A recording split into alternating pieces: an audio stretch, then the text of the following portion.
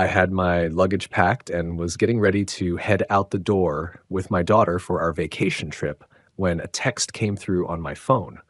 The message said I wouldn't be joining them on their Italian getaway. My son in law had decided he wanted this to be just a family holiday. They ended up taking only his mother and father along with them, leaving me at home by myself. This happened right after I had covered the costs for their brand new home, so I immediately stopped all the mortgage payments and put the house up for sale. You're going to be shocked when you hear what went down after they returned from their trip. Before we continue, please subscribe to stay updated on our latest stories. I was in my bedroom carefully folding up my go-to travel shirt when I heard my cell phone vibrating on the bedside table. The soft blue cotton material felt nice in my hands as I worked out the creases, already picturing myself wearing it to that cozy restaurant Celeste had discovered close to the Vatican. My travel bag was spread open across my bed like it was waiting for an adventure, already halfway packed with the outfits I had picked out, especially for our Italian trip. I had checked the weather forecast and it was showing clear, sunny conditions in Rome. Absolutely perfect for all those walking tours I had researched and printed out, then stuffed into my carry-on bag. While I was trying to decide between my brown leather dress shoes and my comfortable walking tennis shoes, I found myself quietly singing along to an old Frank Sinatra song. Our plane tickets to Leonardo da Vinci Airport were sitting right there on my nightstand beside my passport, both looking fresh and official, with just 4 hours left before we were supposed to take off. My chest had that familiar feeling you get before traveling, that mix of excitement and butterflies that always comes before a big trip. Then, my phone started buzzing again. I could see Celeste's name lighting up the screen. I put down the shirt I was holding and grabbed my phone, thinking she was probably calling with some last-minute flight information or maybe reminding me about where we were supposed to meet up at the airport. But what I read instead made my blood turn to ice water in my veins. The text said I would not be accompanying them to Italy. Her husband had decided it would be better if this vacation remained just for family members only. I read those words one time, then I read them again, and then a third time with my thumb just hanging there over the screen, like maybe if I stared at it long enough, the message might somehow change into something different. I was still holding that sweater I had been about to fold, and my brain was having trouble making sense of what I was looking at on that screen. Just family members only. Those words kept playing over and over in my head like a song stuck on repeat. But I was her father. I was the one who had planned out this entire trip. I was the one who had purchased all the airline tickets, spent hours researching the best restaurants, and created our whole travel schedule during all those late evening planning sessions at my kitchen table. What was supposed to make sense about family members only, when the person getting that message was your own dad? I dropped down onto the edge of my bed with the open suitcase still sitting there next to me. My hands were shaking just a little bit as I managed to type back the only thing I could think of to say. I just wrote back, okay. The disappointment felt like it was settling into my chest like a heavy rock. I looked around my bedroom and saw all the things I had gotten ready for a vacation that wasn't going to happen anymore.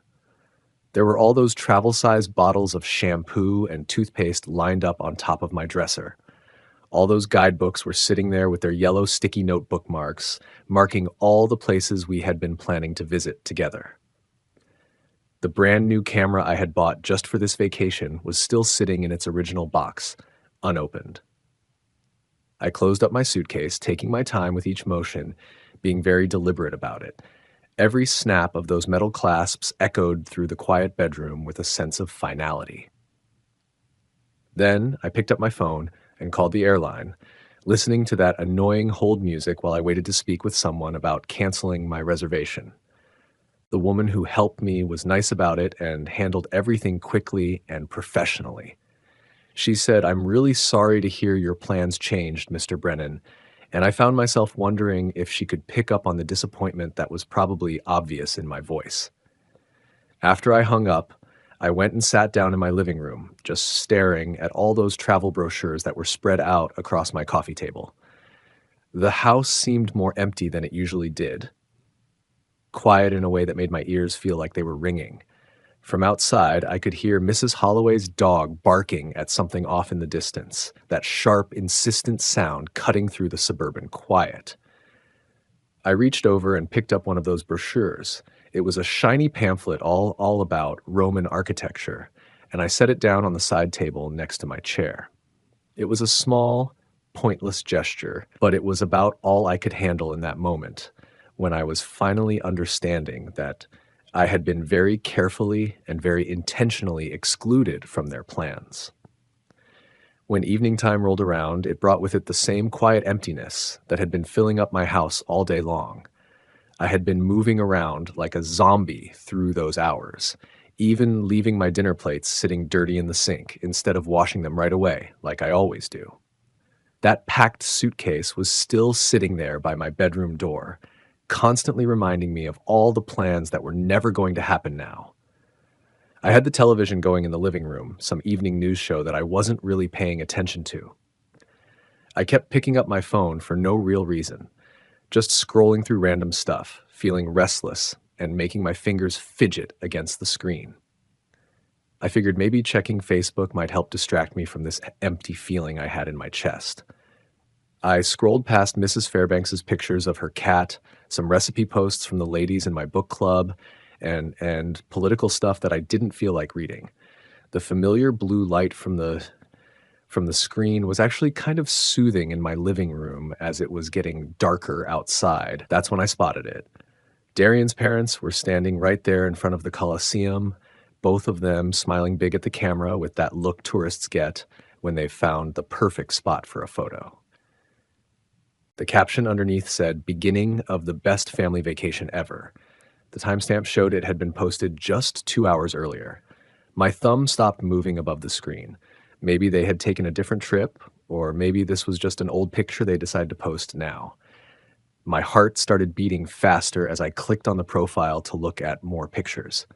And there it was. Same location, same time, but this photo had 4 people in it. Darian's parents, Darian and Celeste, all of them grouped together in front of some Roman cafe near the Trevi Fountain, with wine glasses sitting on the table behind them. Celeste had written a caption that made my stomach feel like it was falling through the floor. It said, "So grateful for family time in the Eternal City." I counted the faces in that photo with fingers that were starting to shake. 1 person, 2 people, 3 people, 4 people. That word, family, felt like it was burning itself into my brain like a hot iron. I put the phone down on my coffee table with their happy faces still glowing up from the screen. I got up and walked over to my kitchen window, looking out at my neighbor's house where I could see warm lights shining from their windows. Families spending the evening together. The feeling of being betrayed hit me like ocean waves, with each one hitting harder than the one before it. I grabbed my phone once more, telling myself maybe I had gotten it wrong somehow. Maybe those pictures would show something different if I looked again. But there they were, still posted with recent timestamps, their faces still beaming with that carefree joy. All 4 of them together in that city I had been dreaming about visiting, enjoying the vacation I had put together, following the travel plan I had spent hours researching. I went back over to my kitchen window and caught sight of my own face looking back at me in the glass, pale and with dark circles under my eyes. Behind my reflection, I could still see their group picture glowing on my phone screen, their joy mixing with the image of me standing there alone. The difference between us was sharp and hurt to look at, like a picture that showed me exactly what my place was in their idea of what family meant. I had barely gotten any sleep at all, just lying there tossing around in bed while pictures of their vacation kept flashing through my mind every time I closed my eyes. When morning finally came with that dull gray light creeping in through my bedroom curtains, I knew I had to get some answers. I couldn't just let this go without finding out why this had happened. My coffee cup was trembling a little in my hands as I sat there at my kitchen table, going over in my head what I was going to say to Celeste. With the time difference, it was already afternoon over in Rome, which made it the perfect time to call. I took a long, deep breath and punched in her number, listening to that expensive sounding international ringtone. It rang 3 times, then 4 times. Then I heard her voice, sounding happy and upbeat. Hey there, Dad. I could hear all kinds of noise in the background. Darian talking, street sounds, all that busy atmosphere you get in an Italian city. I need to understand something, I said, getting right to the point. What's that? She sounded like she wasn't really paying attention, probably looking at some tourist attraction or store window. I saw those pictures on Facebook. Darian's mother and father are right there with you guys.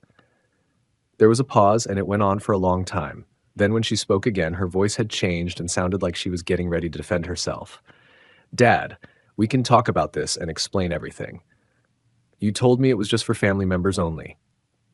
So what does that make me then? Now her voice was getting colder. Listen, Darian said you can be too much to handle. He didn't want you messing up his vacation. That phrase, too much to handle, felt like someone had punched me in the stomach. Messing it up? I'm the one who planned this whole trip. I'm the one who bought all the tickets. And Darian's mother and father paid for their own way. They don't expect us to look after them all the time. All the time. Those words just hung there in the air between us like she was accusing me of something. I helped support you too when that was something you decided to do? She cut me off. We never asked you to make us feel guilty about it. I could hear Darian laughing about something completely different in the background. His voice sounded relaxed and like he had no idea what we were talking about. Hearing that sound made my teeth clench together. To be honest with you, Dad, Celeste kept going, and her voice was getting harder with every word she said. Darian was right about this. You need too much attention. My phone felt like it weighed a ton in my hand. I get it now. Good. We'll have a conversation when we get back home. I understand. I ended the call without saying goodbye. I put the phone down very carefully on the table. That phrase, need too much attention, kept repeating in my head like some kind of terrible song. I found myself walking to my home office, pulled there by some feeling I couldn't put a name to. Every wall was covered with family pictures. There was one of me teaching Celeste how to ride her bicycle, her college graduation ceremony picture, her wedding day when I walked her down that aisle with tears of happiness running down my face. My hands slowly closed into tight fists as I looked at all these images of a relationship I had apparently been completely wrong about. In one picture, I was holding baby Celeste, both of us smiling for the camera. My reflection in the glass showed an older man now, tougher looking, with something cold starting to grow behind his eyes. I reached out and adjusted the picture frame, making small, careful movements. That little action felt important somehow, like I was fixing more than just a crooked photograph. I stayed there in my office after that phone call, surrounded by all the proof of what I had thought was love, but was apparently just me being useful. Every single photo on that wall was telling a story I was only now starting to understand the right way. There was the wedding photo where I walked Celeste down the aisle. I had spent $42,000 on that day, making sure every detail was perfect because I wanted her to be happy. The college graduation picture was there too. I had taken care of her student loan payments when Darian couldn't find any work after his own graduation. The house hunting photos were spread out across my desk. I had co-signed their mortgage paperwork when the banks wouldn't give them approval on their own. Christmas photos showed all those expensive presents under trees that I had purchased. Birthday parties where my gifts got opened last, almost like they had forgotten about them. Every memory was adding more weight to my chest, a pressure that kept building up and made it hard to get enough air. I opened up my desk drawer and took out bank statements and receipts I had been keeping out of habit. The down payment money for their house, $95,000 that came out of my retirement savings. Money I had been putting away for my own future. Car payments I had taken over when Darian lost his first job. Credit card bills I had paid when they couldn't make their monthly payments. The vacation savings account I had been building up for years. Money that had ended up buying their plane tickets to Italy. But it wasn't only about the money. I started remembering all the plans I had canceled, all the things I had given up that went way deeper than just dollars and cents. That fishing trip with my old buddies that I called off because Celeste needed me to watch the kids. The lady from my book club who had asked me out to dinner, I had told her no because Celeste needed help with moving to their new place. My own travel dreams that I kept putting off over and over again while I was supporting theirs instead. Those Sunday dinners where Darian barely looked at me, holiday gatherings where I felt like an outsider, all the subtle ways he made me feel unwelcome while taking my financial support. The pattern was obvious now. I couldn't believe I'd missed it. My hands trembled as I flipped the photos face down. That phrase, need too much attention, kept repeating in my head. Suddenly, I understood the difference between being loved and being useful. They never wanted me in their lives. They wanted me to fund them. I jumped up so fast my chair hit the wall. The mirror showed someone who'd been used for years, someone who confused generosity with love and got manipulation back.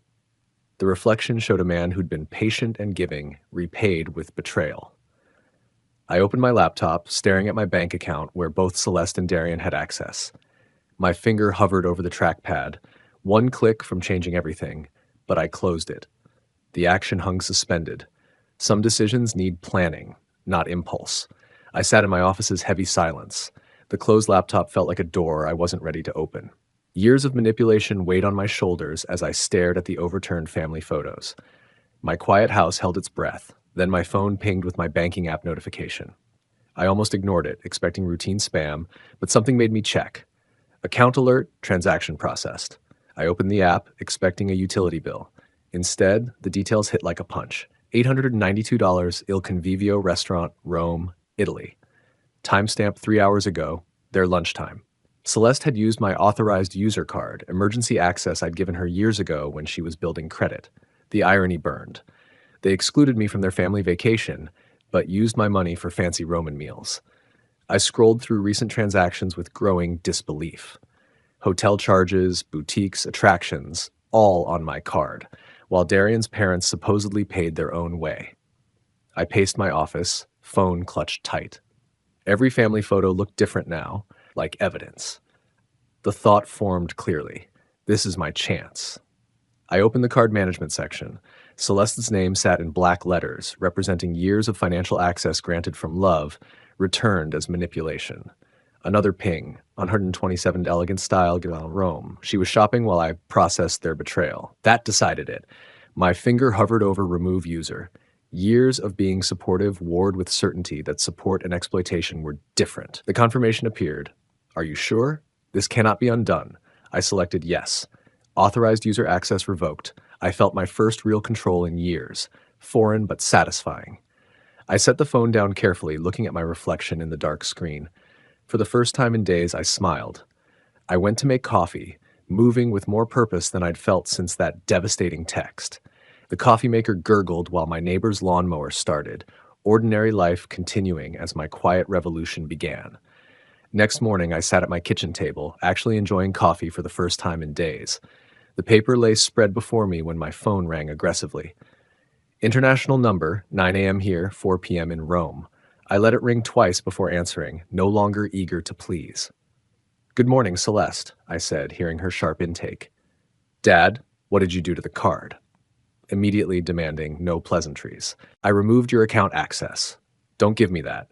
I tried paying for lunch and it was declined, in front of Darian's parents. Her voice could cut glass.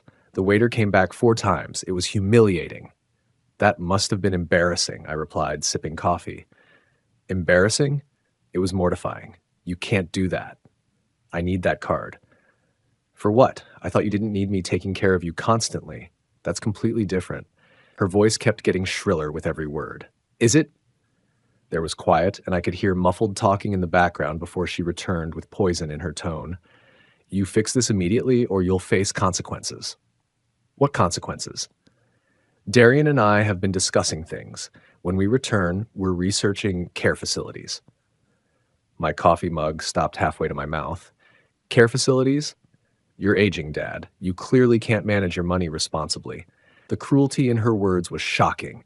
We'll sell your house to cover the costs. You don't need all that room anyway. I heard Darian speaking behind her. Tell him it's for his benefit. Darian says it's for your benefit. I sat in extended silence, absorbing these threats. They wanted to put me in an institution and sell my home because I'd cut off their vacation spending. The nerve was incredible. Dad, are you there? Restore my card access. I heard everything. Good, so you'll handle it? No. What do you mean, no? I mean, no. Enjoy your family vacation. Dad, don't you dare. I ended the call and placed the phone face down. My hands stayed calm as I took a long drink of coffee, gazing out my kitchen window at my well-kept yard, this house I'd owned for 28 years, completely paid off with only my name on the deed, the house they imagined they could sell to stick me somewhere convenient. I got up with fresh determination, leaving my unfinished coffee, and headed toward my office with purposeful steps. There was business to handle. I retrieved my house deed from the filing cabinet, laying it on my desk like a strategy map, but it wasn't my deed I was examining. It was the second property document for Celeste and Darian's house on Oak Avenue, with my name alone on the title, exactly as it had been since I purchased it for them. I recalled that conversation 3 years back. Just for mortgage approval, sweetie. We'll switch it to our names once everything's finalized. They'd been too occupied with their lives for paperwork, always promising to handle it next month, next season, next year.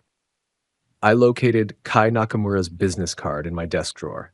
He'd sold me both properties, a reliable man who valued discretion. I grabbed my keys and left. The drive to his office took me through familiar Cedar Falls streets. Mrs. Patterson waved from her garden as I backed out, her friendly wave reminding me how ordinary this morning appeared. 20 minutes later, I parked at Nakamura Properties, located in a restored Victorian that Kai had renovated with clear care. Kai glanced up from his computer as I walked in, surprise and pleasure showing on his face. Fletcher, great to see you. How's retirement going? I need to sell the Oak Avenue property fast. He stopped, his experienced eyes catching something in my expression. The house you purchased for Celeste, is everything okay? Everything's fine. I just need it sold. What's the market doing? Kai turned to his computer, accessing comparable sales with professional skill. Market's strong right now. Properties like that in that area, $205,000, maybe $215,000. The figure pleased me. I'd paid $148,000 3 years ago. How fast are we talking? Kai asked. ASAP. Price it to sell. He pulled out listing forms, inspection schedules, his movements practiced and comforting. We'll need photos, possibly some staging. I can have my crew there tomorrow.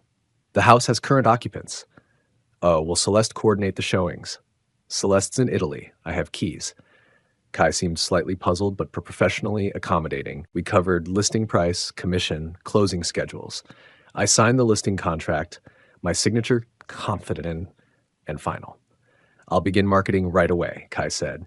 In this market, we might have offers within days. We shook hands and I valued his professionalism, how he avoided unnecessary questions. Walking to my car, I felt lighter than I had in days.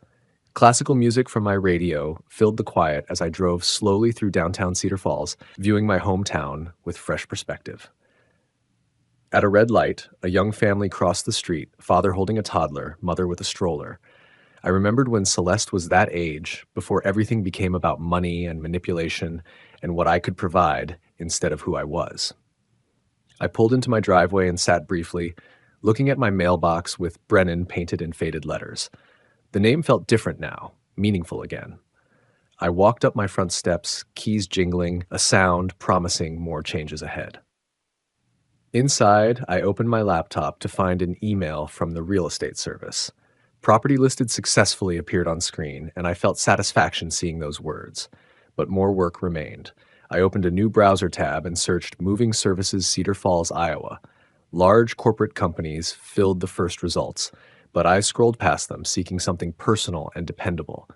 I found Brent's Reliable Moving, a sin with small opera reviews, solid reviews, family-owned for 12 years, the type of business where you speak to the owner, not a call center. I called the number, expecting exactly that. Brent's Moving. This is Brent. His voice was rough, direct, no company script. I need help moving some stuff tomorrow. It's urgent. What kind of schedule are we looking at? Tomorrow morning, if you can. It's a whole house full of things. Where are we going from and to? Brent asked. I gave him Celeste's address, explaining everything needed storage. Storage place set up, he asked, and I realized I hadn't arranged that yet. I can suggest Safekeep Storage on Pine Street, Brent continued. Work with them regularly. Need their number? Within minutes, I had Iris from Safekeep Storage on a three-way call, working out details. For a whole house, you'll need at least a 10 by 20 unit, Brent recommended. First month up front. That's $135, Iris said. I'll take it. Can someone meet us there tomorrow? Back with Brent, we settled the specifics. My truck and two guys, we can begin at 8:15 a.m. What's the address again? I gave Celeste's Oak Avenue address, adding, the people living there are traveling. I'd like everything finished before they get back. Got it. Family matter? Brent's voice suggested he'd handled these situations before. Something like that. Been through it myself. Will be quick and respectful. After finishing the calls and paying storage online, I cooked dinner with an appetite I hadn't had in days. I set my alarm for 6:30 a.m. earlier than my usual retirement routine and laid out work clothes, my old jeans and boots from my contractor days, before I became someone who paid for other people's dreams instead of chasing his own. I sat in my living room, watching evening news with fresh focus. The weather report showed clear skies, perfect for moving. Everything was coming together with a smoothness that felt both satisfying and meant to be. That night, I made sure my phone was charging, placing it on my nightstand beside a water glass. In the bathroom mirror, while brushing my teeth, I saw someone I hardly knew, someone prepared for action, someone who'd quit asking permission to control his own life. I got to the Oak Avenue property at 7:45 a.m., 15 minutes early, like always. The house I knew so well looked different now, not my daughter's home anymore, just a property that needed emptying. Brent's moving truck sat outside already, motor idling, steam showing in the cool morning air. Brent stepped out of the cab when I drove up, a solid man in his 50s with the no-nonsense attitude of someone who dealt with countless family dramas without judging. His two crew members, younger men in matching company shirts, were already pulling out equipment with smooth efficiency. Mr. Brennan? Brent offered a calloused hand. Ready to start? I opened the front door with my backup key, the house quiet and hollow in a way that seemed right. We went through each room, Brent evaluating furniture and belongings with expert eyes. This'll take about 3 hours, maybe 4 with the heavy stuff, he said, writing on his clipboard. I showed him what was Celeste and Darian's, which meant everything. The pricey sectional couch I'd gotten them last Christmas, Darian's fancy home office setup with gaming gear, Celeste's huge wardrobe filling 2 walk-in closets. The crew began with bedroom boxes, wrapping and marking with organized precision. I demanded to help despite Brent's concerns about insurance. I'm not that old, I said, getting a smile from one of the younger guys. Soon I was hauling boxes marked Celeste's books and Darian's sports gear, feeling odd satisfaction watching their stuff get packed away so systematically. In their bedroom closet, I discovered photo albums from their wedding. Looking through them, I noticed I was missing from most pictures. Darian's family featured in every shot while I showed up in maybe 2 photos, always on the sides. I shut the album and gave it to Brent's crew. Room after room, we cleared expensive things I'd forgotten buying them. Designer purses, electronics, the leather dining room set I'd bought for their first anniversary. My back began hurting, but I kept going, powered by purpose I hadn't felt in years. In what was meant to be a future nursery, I found baby furniture they'd hopefully put together for grandchildren that never happened. For a second, doubt snuck in. Was I being too cruel? Then I discovered Darian's credit card bills showing luxury spending while they cried poverty to me, and the doubt vanished entirely. You all right, Mr. Brennan? Brent asked, seeing my hesitation. Just remembering things. Let's continue. By 11:45 a.m., we completed our last check of the empty house. Rooms sounded different now, afternoon light pouring through naked windows onto bare floors. I locked up and kept the keys, following the moving truck to Safekeep Storage, where I watched their belongings vanish into Unit 52C. I paid Brent cash, adding a big tip. Hope things work out for you, Mr. Brennan, he said with real warmth. Driving home alone, I saw my phone flash with a Facebook alert. I pulled into my garage, the device still buzzing in the cup holder, like a nagging reminder that my peaceful morning was about to get much more complex. Inside my house, I finally checked the buzzing phone to find several Facebook notifications. Celeste had posted furious status updates. Some people have no respect for family privacy. The comments showed friends asking what happened, with Celeste playing victim perfectly. I closed Facebook without answering and called Kai Nakamura back. Fletcher, excellent news. Kai sounded thrilled. We have a serious buyer. Cash offer. This fast? Young couple, just moved here for jobs. They love the area. He paused dramatically. Offer is $208,000, higher than expected. The number pleased me. When do they want to close? That's the thing. They want to close right away. They could move in this weekend if we can manage it. I looked at my calendar. Today was Thursday. This weekend? They're in a corporate apartment, month to month. Very eager buyers. Kai's excitement was catching. Can you do fast closing? I can have documents ready by tomorrow. Make it happen. Friday morning found me at the title office, signing documents with careful precision. I met the buyers, Caspian and Nora Mercer, early 30s. The type of optimistic young couple that reminded me of Celeste and Darian before bitterness set in. We love what you did with the yard, Nora said during our final walk through the empty house. I didn't mention it wasn't my yard work. It's perfect, Caspian said, taking the keys. We can move in tomorrow morning? The bank transfer alert appeared on my phone. $208,000 minus realtor fees meant $192,000 profit. I'd turned my fatherly gesture into a solid business success. Saturday morning, I chose to drive by the property one final time. I arrived to see a U-Haul in the driveway, Caspian and Nora directing movers with contagious enthusiasm. A baby crib was going inside, young family beginning fresh in a house that had witnessed too much disappointment. I parked across the street, watching Nora plant flowers in the garden while Caspian built a swing set in the backyard. My phone rang with an international number, and I answered, just as a taxi pulled up to the house. The timing couldn't have been more perfect. Celeste climbed out of the taxi first, looking worn out from all that traveling, but instantly becoming alert when she saw what was happening in front of her. Darian handled paying the cab driver, and I watched his face go from being puzzled to completely alarmed as he took in the sight of that U-Haul truck and these strangers standing in what he thought was his own driveway. Hey, excuse me, Darian called out to Nora, who glanced up from where she was working in the garden with that friendly, curious look people get when they're interrupted. What exactly are you people doing in our house? Caspian stepped into the doorway, holding some official-looking paperwork in his hands. Your house? I think there might be some kind of misunderstanding here.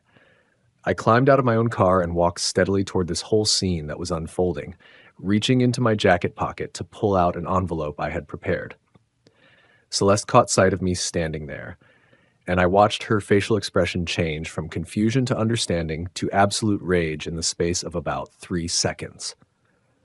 Dad, what the hell is going on here? Why are there complete strangers moving around in our house? Celeste's voice had that razor-sharp edge to it that I had grown so tired of listening to over the years. Caspian and Nora gave each other those worried looks that people exchange when they suddenly find themselves in the middle of someone else's drama, and Nora was still gripping that gardening trowel in her hand like she might actually need to use it to defend her new home. Sir, I don't know who you think you are, Darian said to Caspian, his voice getting more aggressive by the second, but you need to pack up all your stuff and get out of here immediately. Caspian raised up his paperwork so Darian could see it clearly. I've got the deed right here in my hand. We completed the closing process yesterday. That's completely impossible. This house belongs to us. Nora's voice was quiet, but you could hear the determination in it. Maybe we should go ahead and call the police about this? I stepped forward at that point, letting my voice carry that calm, steady authority that I had developed during all those years when I was managing construction projects and dealing with difficult situations. That's not going to be necessary. Celeste's tone immediately became demanding, the way it always did when she expected me to jump in and fix whatever problem she was facing. Dad, you need to fix this situation. Right now. I spoke to Caspian and Nora first, because they were the innocent parties in all of this mess. I'm truly sorry for all this confusion you're having to deal with. Please go ahead and continue with moving into your new home. Then I turned my attention to Celeste and Darian, and my voice was steady and matter of fact. The house was sold because it belonged to me, not to you. Darian's face started turning that deep red color that meant he was getting really angry. What do you mean it belonged to you? That doesn't make any sense. If you check the original deed documents, you'll see it was never actually transferred into your names like you thought it was. Celeste's voice rose up to that familiar shrieking pitch that could probably shatter glass. You can't just go ahead and sell our home out from under us like this. I can absolutely sell my own property, I replied in an even tone, which is exactly what I did. This is nothing but theft, plain and simple. We're going to sue you for everything you're worth. Darian was practically screaming at this point, his face getting redder by the second. With what money are you planning to do that? I seem to remember that your credit cards got declined when you were living it up in Rome. Caspian leaned over and whispered something to Nora, and she nodded her agreement before they both started heading toward their front door. Their front door now, not Celeste and Darian's anymore. Please, just go inside and don't worry about this, I told them calmly. This whole situation doesn't concern you at all. Celeste's voice took on that desperate, frantic quality that I remembered from when she was a little girl and didn't get her way. Where are we supposed to live now? Where did you put all of our things? I held out the envelope that I had been carrying in my jacket pocket. Darian practically lunged forward and snatched it out of my hand, tearing it open with fingers that were shaking from anger. He read the contents out loud in a voice full of disbelief. Safe Keep Storage Facility. Unit number 52C, Pine Street location. Storage? Celeste's voice actually cracked when she said it. You took our entire life and put it in some storage unit? I made sure everything was preserved carefully and safely. The first month's rent has already been paid in full. Darian crumpled up the paper in his fist like it was garbage. This whole thing is completely insane. You can't do something like this to your own family. Real family doesn't exclude their own fathers from family vacations and call them needy. That's a completely different situation and you know it. Is it really, though? Darian took a step closer to me, trying to use his physical presence to intimidate me the way bullies do. We're going to fight this in court. We're going to challenge every single thing you've done. The sale is completely legal and above board. The property was mine from the very beginning. Celeste's voice changed again, taking on that manipulative tone that she had perfected since she was a child whenever she wanted something from me. How could you possibly do something this cruel to your own daughter? I looked at her for a long moment, really studying her face. How could you do what you did to your own father? Nora came back out of the house at that moment, and there was genuine concern written all over her face. Is everything going to be all right out here? Everything is perfectly fine, I assured her with a smile. I hope you and your husband enjoy your beautiful new home. Celeste and Darian were left standing there on the sidewalk, still holding their fancy Italian luggage in their hands, looking exactly like lost tourists who had somehow wandered into the wrong person's life story. I walked back toward my car with deliberate, measured steps, my old work boots making solid contact with the pavement beneath my feet. This whole thing isn't over, old man, Darian shouted at my back as I reached my car. I got behind the wheel and turned the key in the ignition, and my classical music station picked up exactly where it had left off when I parked. Yes, it absolutely is over. 3 months later, I was sitting at my kitchen table enjoying my morning newspaper and a fresh cup of coffee when my doorbell chimed.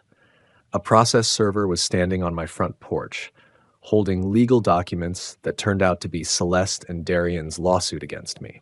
I signed for the papers without feeling the slightest bit surprised that they had actually gone through with their threat.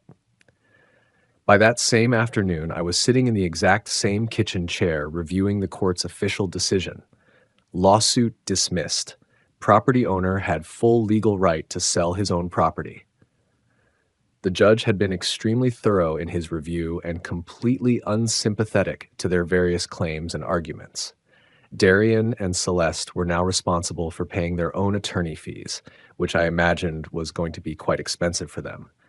My own lawyer called me within an hour of the ruling. Clean victory, Fletcher. They don't have any grounds whatsoever for an appeal. The local newspaper even ran a small article about the whole situation. Family property dispute officially resolved. I filed all the paperwork in my new folder that I had labeled Legal Victory, and then I simply moved on with my day like it was any other day. The town's gossip network had been working overtime for months, buzzing with talk about the whole situation. When I stopped by the coffee shop, I couldn't help but overhear some of the conversations happening at nearby tables. I always thought that son-in-law of his seemed like an entitled brat. Other people were saying things like, Fletcher Brennan worked hard his entire life building up what he had. He deserved so much better treatment than what he got from those two. There were some disapproving voices that muttered things like, families should always stick together no matter what. But I had finally learned how to let other people's opinions just roll right off me, like water rolling off a duck's back. When I ran into Kai Nakamura at the hardware store a few days later, he asked me, "How are you holding up with everything that's happened?" "I'm doing better than I ever expected I would." That afternoon, I went to the pet store I had spotted months earlier. Ranger, a 3-year-old golden retriever, needed a new home because his family was relocating overseas. He's been with a family, great with people, enjoys car rides, the owner told me. And I crouched down and Ranger came right over, his tail wagging like he'd been waiting just for me. The bond was immediate. Ranger seemed to sense my loneliness, and I recognized his need for someone who wouldn't leave him behind. An hour later, Ranger was riding in my passenger seat, head hanging out the window, both of us driving towards something different.